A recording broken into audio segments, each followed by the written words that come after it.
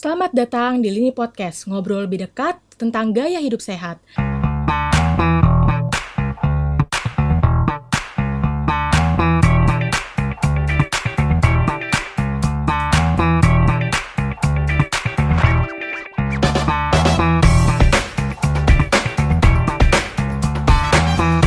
Halo sahabat sehat semua, kembali lagi bersama saya Zafira Rarjanti.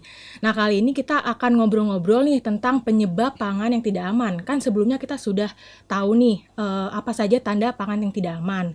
Nah, tapi sebelum kita lanjut ke materi diskusinya, jangan lupa untuk klik tombol like, subscribe, dan juga bagikan video ini supaya kamu bisa mendapatkan informasi terbaru dari channel YouTube Lini Sehat. Telah hadir bersama kita narasumber yang pastinya sudah nggak asing lagi nih buat sahabat sehat semua, yaitu Profesor Dr. Hardinsyah MS. Beliau adalah Guru Besar Ilmu Gizi FEMA IPB University dan juga Ketua Umum dari Asosiasi Institusi Pendidikan Tinggi Gizi Indonesia atau AIPGI dan juga Ketua Umum dari Pergizi Pangan Indonesia. Selamat datang nih Prof. Hardin, bertemu lagi, kita akan diskusi lagi. Ya, gimana? Mau topik apa sekarang? Hari ini kita akan membahas tentang penyebab pangan yang tidak aman, Prof. Penyebab pangan tidak aman. Kemarin kan kita sudah ngobrol-ngobrol nih tanda-tandanya. Nah, saya jadi penasaran nih, Prof. Sebenarnya apa sih yang menyebabkan pangan itu bisa jadi nggak aman, Prof? Ya, pangan tidak aman itu kan dilihatnya pada manusia mengkonsumsi ya. Karena ada sesuatu di dalam makanan yang tidak cocok ya pada tubuh yang bisa menyebabkan bisa gangguan kesehatan, bisa juga alergi ya dan sejenisnya, intinya gangguan kesehatan. Dan itu bisa karena sesuatu yang ada di makanan atau sesuatu yang bisa jadi nggak sengaja ada di makanan. Tujuannya sih baik, tapi di perjalanan ikut numpang. Tanpa di luar rencana gitu. Tanpa di luar rencana. Bisa juga ada yang terencana, cuman orangnya nggak tahu bahwa itu sebenarnya tidak aman kan. Seperti pewarna dan di sekolah-sekolah itu kan seringkali dia nggak tahu. Pemanis penting, gitu ya, Prof. Pemanis juga, yang penting murah dia bilang gitu kan. Jadi baik itu karena tahu apa tidak tahu yang bisa mengganggu kesehatan ya. Nah, faktor penyebabnya ya. Iya, Prof, penyebabnya. Jadi faktor penyebabnya kalau kita lihat ada secara fisik. Fisik. Itu apa aja, Prof, fisik itu? Ya, misalnya kalau ada, pernah nggak waktu makan nasi pernah ada kerasa pasir atau kerikil kecil? Oh, itu kayaknya selama hidup belum pernah cukup ya? Sering. Oh, cukup sering. Saya masa kecil pernah rasanya. Jadi zaman dulu mungkin juga cara membersihkan beras nggak seperti sekarang kali ya. Walaupun sekarang masih ada ya. Ya, suka ada gabahnya masih tersisa gitu, Prof. Ya kalau gabah sih ya nggak terlalu bahaya, tapi ya juga namanya nggak aman ya. Tapi kalau ada kerikil kecil, kemudian kalau kita makan kok kelihatan ada serangga mati di dalamnya. Saya pernah makan tumis kangkung ya di restoran ada uletnya kelihatan. Waduh. Gitu ya, kecil, kayak hijau-hijau keputihan gitu ya. Tapi kok yang masak nggak sempat lihat gitu ya, berarti udah buru-buru kali ya. Lagi sibuk juga. Ya itu kan artinya secara fisik ada benda-benda yang tidak diharapkan ada di dalamnya. Belum lagi ini yang sering nih, rambut ya. Karena itu kan bagusnya memang seorang chef atau yang di dapur tadi di samping pakai celemek juga pakai topi itu ya, Pak. Yeah. Terus juga ada yang saring rambut ya, jangan dibiasakan pakai gelang dan sebagainya, kalau perlu pakai sarung tangan karena itu kan bisa sumber atau cincin juga ya di dalamnya kan bisa sumber bersarangnya bakteri yang bisa jadi patogen gitu ya. Rambut terjatuh dan lain sebagainya. Jadi ada benda-benda fisik yang bisa tidak sengaja ya, kalau sengaja keterlaluan ya. Tidak sengaja masuk di dalam proses, entah itu di bahan bakunya, entah itu di memasaknya, entah itu saat mengantarnya, atau karena polusi udara ya. Jadi terpapar debu gitu juga ya, termasuk, terpapar Prof. debu kan ada namanya timbal ya di udara. Kalau penggunaan dari bahan bakar kendaraan ini masih ada yang ada timbalnya, itu masih ada timbal kan. Tadi kan fisik, Prof. Bisa juga dari kosmetik ya. Dari kosmetik. Ya. ya nggak sadar barangkali kalau yang melayani perempuan lagi berkeringat ini jatuh gitu kan. Bisa juga ya Prof. Ya kan itu untuk kulit bukan untuk makanan kosmetik. Banyak banget ya Prof kemungkinannya dari fisik aja. Ya itu fisik ya. Terus selanjutnya ada apa lagi Prof? Secara kimia. Kimia. Ya, jadi sebenarnya kosmetik tadi bisa jadi kimia artinya ya. Tapi dalam bentuk kalau andainya tadi ada butiran fisik ya. Nah kalau kimia ini bisa dua sumber sebenarnya. Satu, sebenarnya dia diizinkan ditambahkan namanya BTP, bahan tambahan pangan. Oke, Prof. Ya. Garam, gula termasuk BTP ya. Kemudian misalnya MSG termasuk BTP, gitu kan. Nah, ketika BTP termasuk juga ada berbagai entah itu natrium benzoat ya dan lain sebagainya. Kalau dibelikan berlebih itu nggak baik, berisiko gangguan kesehatan. Jadi karena ada batas maksimumnya, ya nggak semua BTP sih punya batas, ada juga yang relatif aman sampai belum diketahui batas atasnya. Tapi yang sudah diketahui batas atasnya, upper levelnya. Tapi oleh entah itu barangkali nggak punya timbangan, entah itu dia punya keyakinan, semakin ditambah semakin awet gitu kali ya. Jadi asal aja ya, Prof. Asal aja karena biasanya juga nggak mahal ya. Ya nggak, karena dibutuhkannya sedikit atau kekhilafan. Nah itu juga bisa, artinya sebenarnya itu bahan yang dibolehkan tambahan pangan tadi. Tapi jumlahnya itu jumlahnya melebihi. Atau yang kedua memang sebenarnya nggak dibolehkan meski sedikit pun ya, tercemar pestisida. Jadi sering disebutnya tercemar. Kalau tadi BTP itu disebut kelebihan. Jadi tercemar ya, menyimpan untuk semprot insektisida itu, insektisida misalnya atau pestisida, kok nyimpannya di dapur, nggak sengaja anak nyoba-nyoba gitu ya, masuk ke makanan, terus ada makanan di sana. Atau juga ada peralatan untuk kosmetik ya, ya biasanya di kamar, tapi kadang-kadang makanan masuk ke kamar juga gitu kan. Lagi pakai hairspray gitu kan. Hairspray dan lain sebagainya. Jadi bisa juga tercemari ya oleh bahan-bahan kimia yang sebenarnya itu tidak diperuntukkan. Nah, termasuk misalnya itu pewarna pakaian kok digunakan. Itu bukan peruntukannya. Itu bukan BTP gitu. Itu emang nggak boleh masuk ya, itu ke nggak boleh atau? gitu. Jadi kemudian juga apalagi pemanis juga ada yang tidak dibolehkan. Kemudian pewarna ya tidak dibolehkan.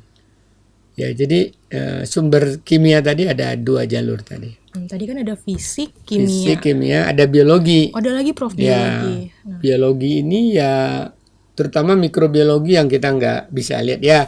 Biologi di makanan digigit tikus malam hari ya, terus besoknya kita nggak tahu, bisa jadi di air liurnya ada menularkan atau di kakinya yang gini-gini ya. Iya itu. Kok jadi gini-gini? Kaki tikus ya. Ya itu kan apalagi lipas, sering kecoak ya. Lipan. Bahasa Indonesia lipas ya. Bukan. Kecoa Prof. Kecoa itu bahasa Jawa, oke lah kecoa. Itu kan dia dari tempat yang bersih ke yang kotor ke yang bersih ke makanan ya kan, bisa menularkan berisiko ya.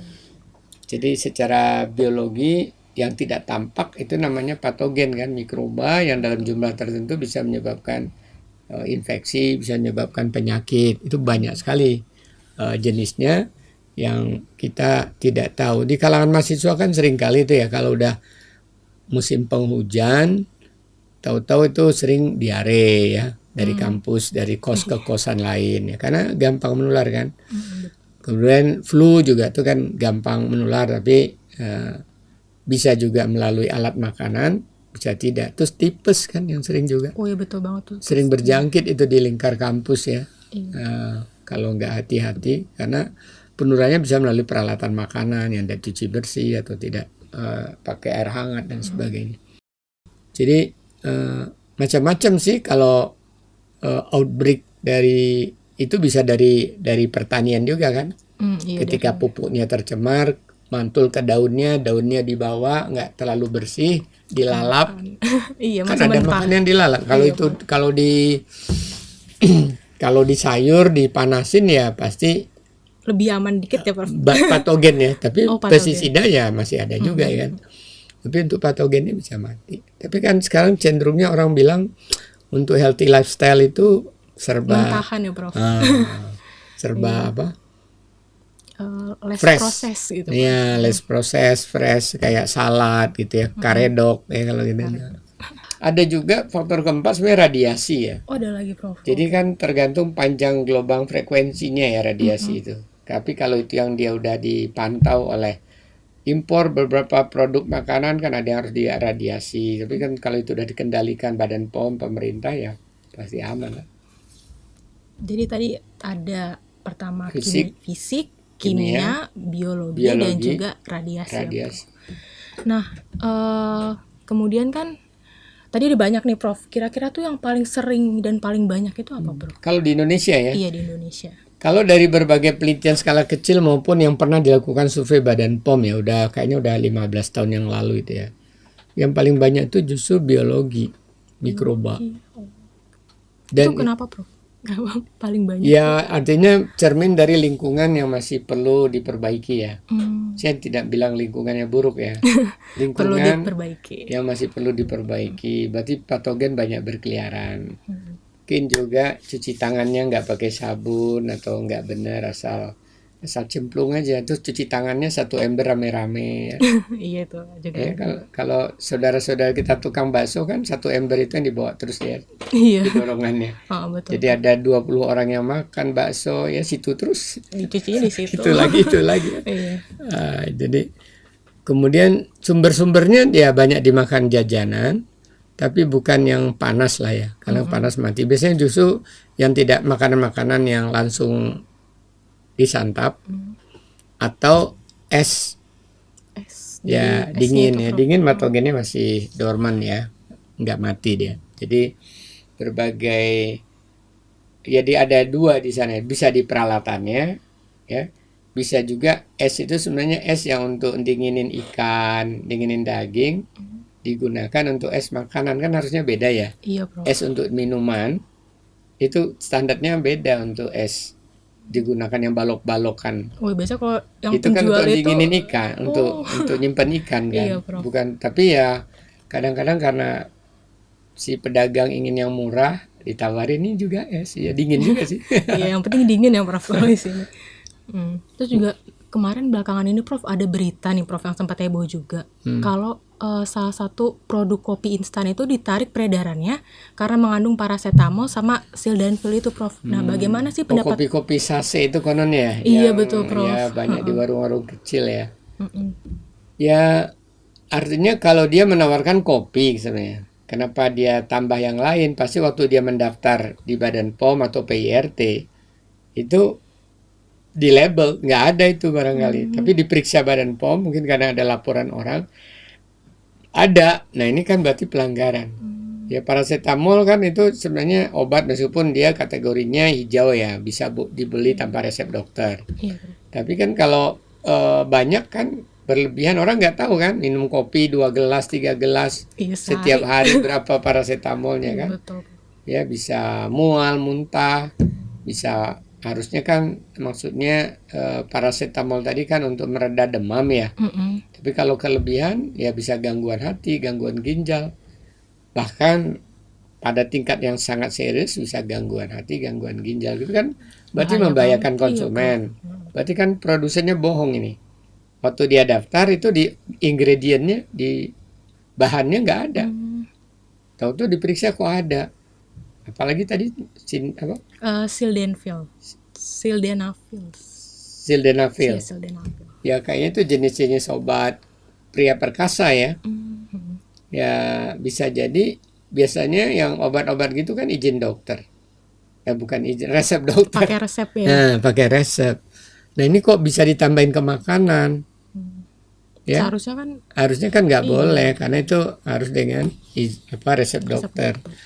Jadi double pelanggaran lah di sana ya. Paracetamolnya yang harusnya tidak ditaruh ke makanan yang dia bilang di ingredient yang nggak ada kok ada. Diem-diem gitu dimasukin. Nah, sildenafilnya yang harusnya resep dokter kok bisa ada di sana, di ingredientnya juga nggak ada. Jadi Saya kira baguslah tindakan Badan POM ya. Artinya itu kan potensi mengganggu kesehatan masyarakat. Langsung sigap ditarik Ya, semua ya, Prof. apalagi ada orang yang hobinya 3 kali, 4 kali gelas, 4 gelas ngopi sehari kan. Iya, ada Prof. Ya, kalau hanya satu mungkin ya, tapi kalau yang buat itu akan berisiko gangguan kesehatan ya. Nah, Prof, tadi kan udah disebutin ini ya, Prof, macam-macam penyebabnya. Nah, kita tuh sebagai konsumen, apa sih yang perlu dilakukan supaya tuh kita nggak kejebak gitu, Prof, mengonsumsi produk yang tidak aman tadi? Ya, bagi produk-produk yang seperti tadi, meskipun kita udah cek di labelnya, dia nggak ada ingredient yang aneh, tapi mungkin mendengarkan informasi dari konsumen lain, masyarakat lain. Kalau istilahnya kalau di web itu ada komen-komen ya. Oh iya betul, Prof. Ya, kalau misalnya di grup-grup itu juga ada komen, tapi tidak berarti semua komen itu hoax Benar, kan, iya.